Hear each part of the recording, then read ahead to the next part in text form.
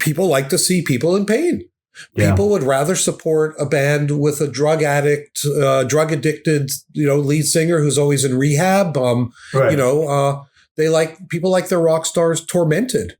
I think there's something else to it, and we don't know, Jonathan. Like, not to cut you off, but another thing that I saw that when we were coming up and we were in the beginning of our ride, we were on the road with that band Three Doors Down. I'm sure you remember that. I do. We were on the road riding with those guys from when they were unheard of.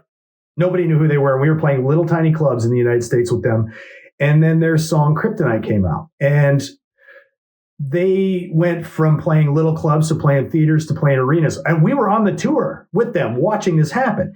And I remember watching them have one of the biggest songs in the world, by far the biggest songs in America and North America, and watching them dominate the charts, selling music like crazy, and then them getting treated as though they didn't deserve it.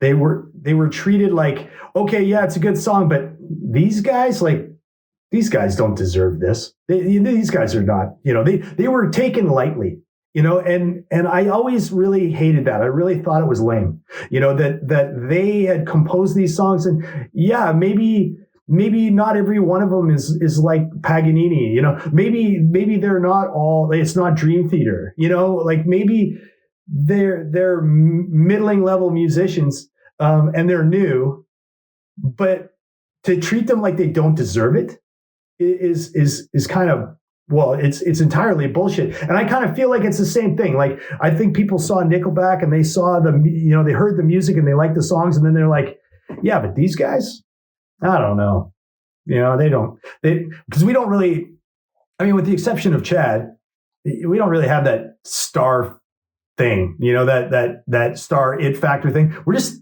kind of normal dudes that played hockey and stuff. You know what I mean? Like, we don't have any of that kind of window dressing. But that's what I mean. I think people see that and they don't like it. Like, I think they don't. It's true. No, they would rather you be all fucked up or getting divorced and being in trouble and it's like, I had a CBC interview last year about something one of the labels was doing.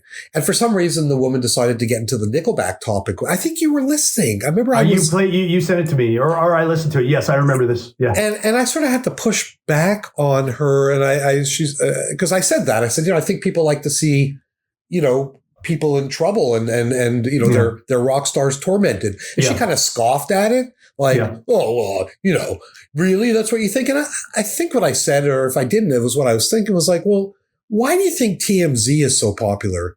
Yeah. Does TMZ feature, celebrities who are happy? No, it always features celebrities who are in trouble. Kanye freaking out, Britney Spears melting down, et cetera, et cetera, et cetera. Yes. That's what draws the public. They don't want to see somebody being happy. They want to see somebody who they perceive as being sort of an untouchable, being human. And somehow that to them means being in trouble.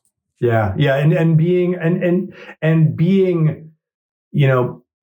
publicly flogged in the town square is what everybody wants. That's why Twitter is so much fun for people, is you get to see people get fucked up, and it's being witnessed by everyone. That's really great. Right. Like again, it's sort of like, it's the phenomenon of reveling in someone else's torment or failure or something. And I just can't do it. I just can't do it. Hates Simkin.